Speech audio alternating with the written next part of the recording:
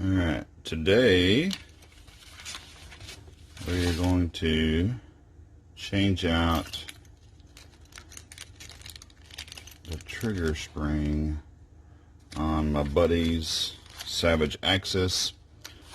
So, a year and a half ago, maybe a year ago, somewhere in there, one of my co-workers came in. He's like, dude, did you see the Academy ad? I'm like, no. And they had this Savage Axis combo here for, I can't remember what it was, but it was either right at 200 or just under 200 bucks or something. It was one of those deals you can't refuse. So told my other buddies, he went and picked one up. It's 6.5 Creedmoor caliber. This particular one, we tried to sight it in the other day at the deer release, and cows came in and we weren't able to get it properly sighted in. And he wasn't going to be able to get back to the deer release before deer season, so he's like, hey, can you finish, getting it sighted in? I'm like, sure, no problem. So in the meantime, I was looking around and I found this on eBay for, I think it was $8.99 or somewhere in there. And basically you get 2 Allen keys, a spring, screw, and a couple spacers. So hopefully this will make the trigger on this thing significantly better. I don't know the particular accuracy on this gun because we didn't get that far before the cows blocked us and my buddy had to leave. So, but the other buddy that bought one, that guy I work with, he indicated that once he got it, on target and sighted in, he put 3 rounds under an inch or right at an inch, somewhere in there, with just regular non-match ammo.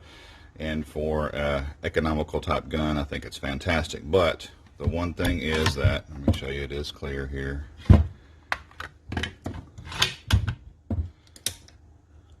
The trigger is less than to be desired, but this is a budget rifle, so you're not spending money on a match gun here. So if we can improve this trigger, I don't have a trigger gauge, sorry. I mean, it's tough. I mean, it's pretty crisp-ish, but there's a lot of weight behind that. So we'll see if this update can make it more better.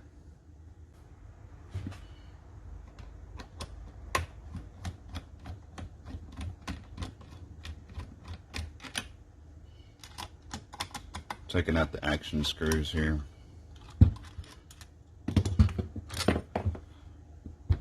Alright, y'all help me remember which one's which. Okay. Yeah, this is... Oh.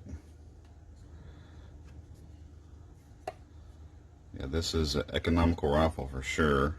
But hey, cheap rifles shoot fantastic too. Yeah, this is not, on my Savage, it's the Model 10, and it's got the AccuStock where it's got the aluminum bedding down the whole thing. This is not that one, but it does have a, that's right there, that's better than some of the cheap Remington ones. Fairly modular, they can flip stuff around pretty easy. So we are going to take this dude down and get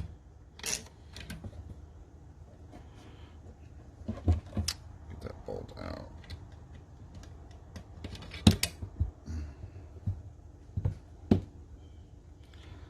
See about that.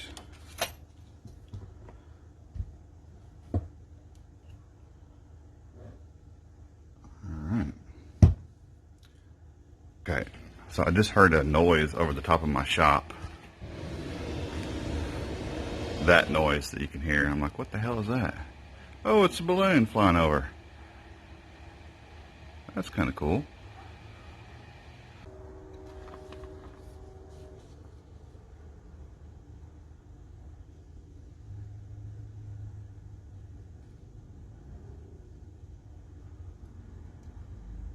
These are the instructions.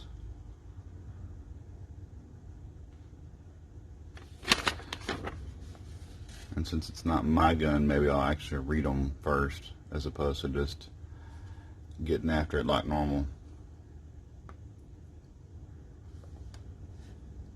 But it seems pretty straightforward, so let's give it a shot. Alright, so I pulled out your little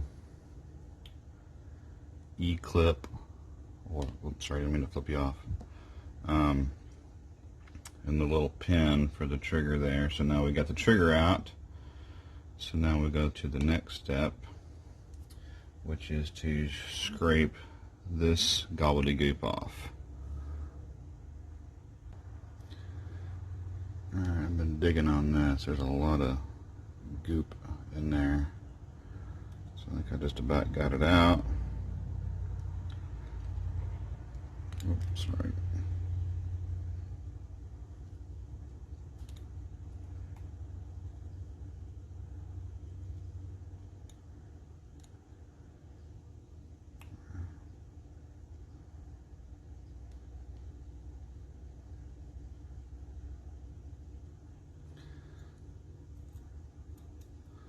So now I'm unscrewing the factory spring, but not going to get rid of this. Keeping that dude. So now it says screw the new stainless steel set screw into the trigger where the factory spring was removed.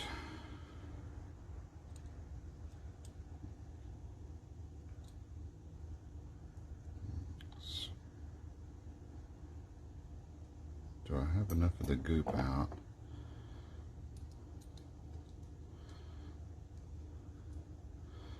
See. Nope, I gotta clean some more goop out. Whoops, sorry, whoops.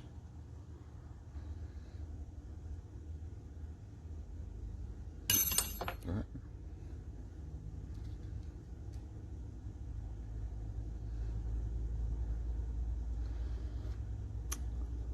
right. Slide the new spring over the screw. There we go. Focus. There we go.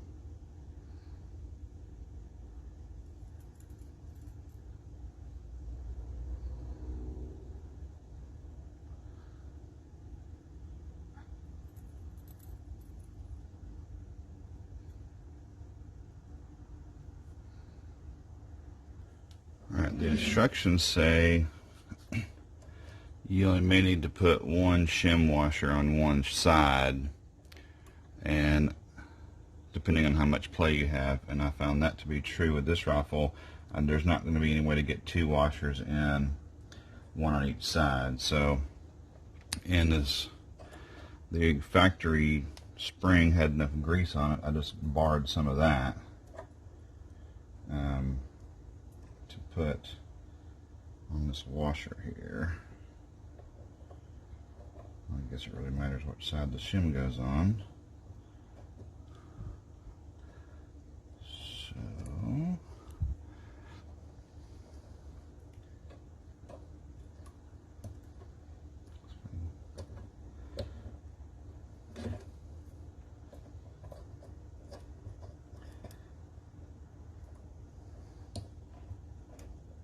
see if I can find the hole on this thing. Yeah, come on now. Yeah, drop the shim.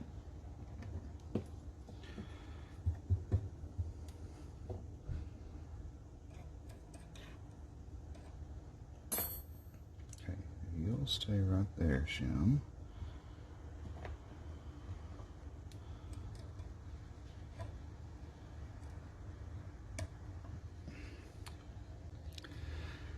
I have never had that much problems ever trying to get something in the hole there. Okay, so now let's put this little E-clip dude back on here.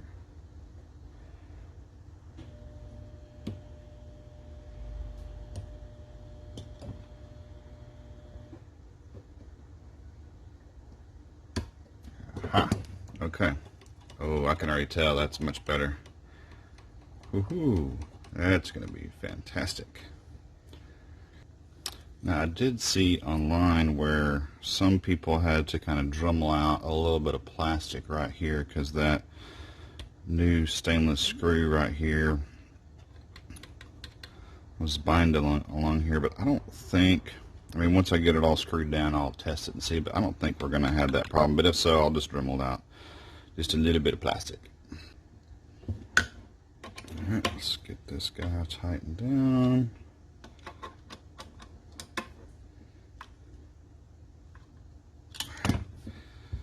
That appears to be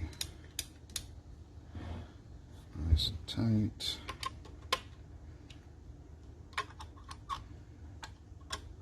Oh, sorry. I got this new handy $5 Walmart bargain bin phone mount filming thingy that is wonderful. Not really.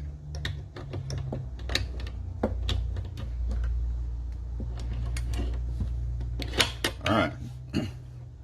Moment of truth. Let's see. Oh my. That is significant.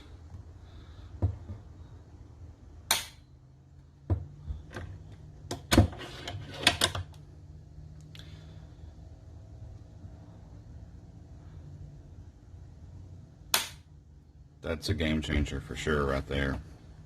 Absolute.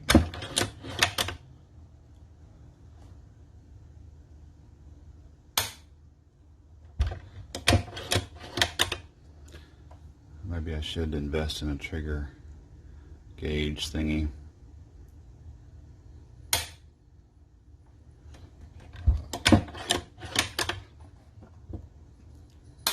That's awesome.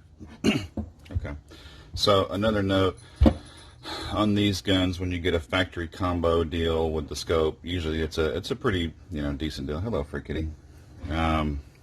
This came with a little Weaver 3x9, but something that I would recommend doing is, I mean, the scope's cheap, but it works.